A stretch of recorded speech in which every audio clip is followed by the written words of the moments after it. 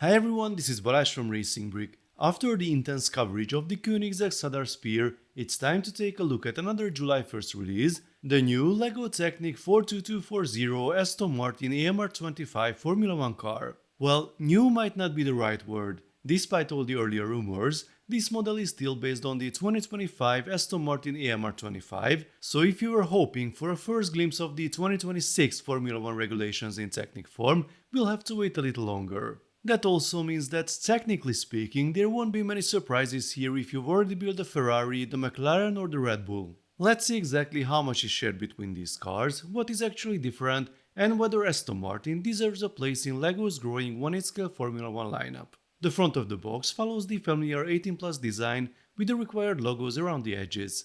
On the back we get another view of the finished model, its dimensions, a few feature highlights and a photo of the real AMR25. Eagle-eyed viewers may already notice a slight mismatch between the color of the real F1 car and the LEGO version, but more on that later. Let's open the box. The set has 1547 pieces, the price is €230 or dollars, and it will be available from the 1st of July. For all local prices, please check the links below. We find 10 numbered bags in the box, 1 unnumbered bag, 4 rims, a paper box and an envelope. The envelope has the manual and 2 sticker sheets, which are the expected size for a 1/8-scale Technic F1 car. The printed tires are packed separately. Yes, they are still all the same size, but by now that really shouldn't surprise anyone. The manual starts with a comparison between the real car and the LEGO version, followed by some background information about Aston Martin and a short message from the Technic design team. Here the designers mention that the car uses pushrod suspension at both the front and rear.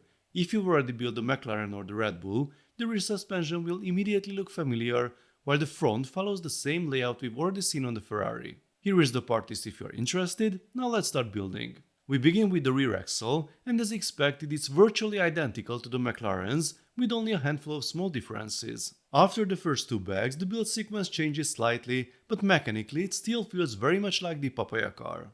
The 2-speed gearbox and the V6 engine are installed and everything works exactly as expected. Then comes a sudden feeling of déjà vu, because we move over to the front section that follows the Ferrari almost step for step. The steering and suspension become functional, and we apply the very first sticker. This section contains the steering gear train. A few steps later we are instructed to align the steering wheel and the front wheels before continuing. Unfortunately, just like on the Ferrari and the Red Bull, that's actually impossible. The axle with the green connector comes directly from the blue gear on the steering rack, which means that if the red cross axle is centered, the grey one above will not be centered, and that one is connected to the steering wheel. This is the usual problem, as the front section is almost identical to the Ferrari.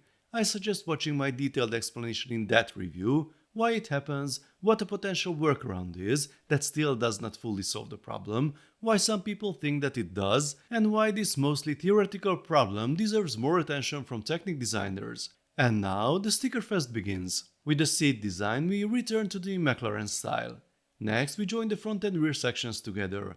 The fins use a slightly different mounting solution compared to the previous Formula 1 cars, and this is where we finally begin to see more unique shaping that reflects the Aston Martin's bodywork. Okay, the fixed front wheel deflectors are still inherited from the Ferrari. LEGO could only make these move together with the steering on the cars that use pull-rod suspension at the front. The front wing comes together nicely, and we finish the nose section.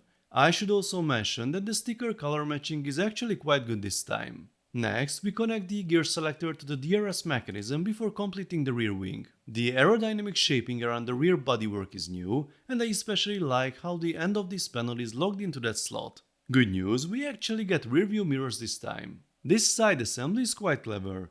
It combines a hinge, pin connections and a ball joint in a surprisingly elegant way that gives this section enough flexibility while keeping everything securely attached. The familiar double flex axles form the halo structure. The first section of the engine cover uses a healthy mix of Technic and system elements to achieve the required shape. The rear removable cover is noticeably more flexible, and finally we install the extra long axle for the removable hand-of-God steering knob. The last step is assembling the 4 identical wheels with their printed tires and wheel covers. These are actually the only printed elements in the entire set. So here is the completed Aston Martin AMR25. This is the front of the car, this is the side view, and now let's take a look at the rear as well. It has a functional hand-of-God steering system with a removable axle for display, working pushrod suspension on the front and rear with a decent amount of travel to visualize its function, a removable engine cover that reveals the V6 engine connected to the rear wheels through a differential, and a 2-speed gearbox that is also linked to the DRS in the rear wing. Placed next to the Ferrari, McLaren and Red Bull, the family resemblance becomes immediately obvious. Now, if you are the person who would pick the Aston Martin among these four, for whatever reason, let's not judge each other, then go ahead. There are only minor differences between the cars. If you are a fan of this one, you won't miss much, have fun with it. But I suggest stopping the video here because I don't want to ruin your day. If you are trying to decide which recent Technic Formula 1 car to buy without a specific team preference, this is where my opinion becomes much less positive about the Aston Martin. The problem isn't that it is much worse than the others, it isn't. The problem is that it arrives after 3 pretty similar models without bringing anything genuinely new to the table. I won't even start talking about the rear wheels. As soon as I learned that this will be a 2025 car, I was sure we wouldn't get wider wheels. My only hope is that LEGO is waiting to implement the 2026 regulation changes, but I think we will have to wait until next year to see whether our prayers are finally heard or not.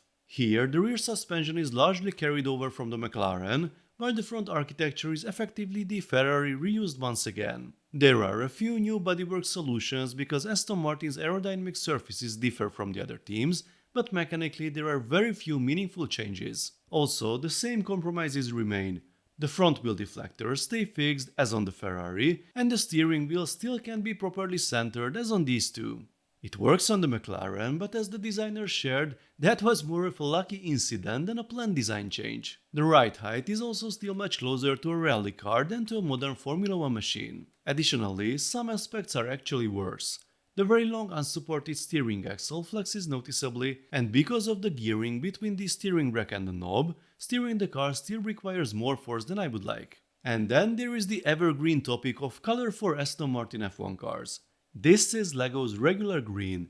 It's the same green used on both Speed Champions Aston Martin Formula 1 cars, and it's the same green we've seen on John Deere models for years. The problem is that the real AMR25 isn't this shade of green at all. To be fair, Aston Martin's metallic, slightly bluish dark green would be practically impossible to reproduce using LEGO's current color palette. But that immediately raises another question: why was this particular set necessary? Unlike the Speed Champions lineup, where every Formula 1 team was represented, LEGO only selected a handful of teams for these large Technic models so far. Ferrari, McLaren and Red Bull all make perfect sense, but Aston Martin finished 7th in the Constructors' Championship, well outside the leading group. If LEGO wanted to expand the lineup, there were arguably stronger candidates, and LEGO already has licensing agreements with every Formula 1 team, so the possibility was there. I always say that if you don't like a LEGO set, then simply don't buy it, it's for someone else. But at this point, I find it very hard to justify the existence of this particular one.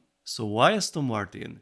Here's a completely speculative theory. What if this set exists because LEGO needed to recolor a large number of Technic elements to green anyway? Think about it for a moment. LEGO already has the John Deere license. Next year marks the 50th anniversary of LEGO Technic. What if we don't get 50 licensed car transporter gang members for the anniversary, but a large, function-packed agricultural machine that many Technic fans have been asking for over the years? If that's the case, then perhaps this Aston Martin exists partly because LEGO already had to manufacture all those green parts anyway. Again, that's only my own speculation, but honestly it makes more sense to me than Aston Martin being the obvious fourth choice for this lineup. If you are a dedicated fan of the team, you will probably enjoy it despite its inaccuracies.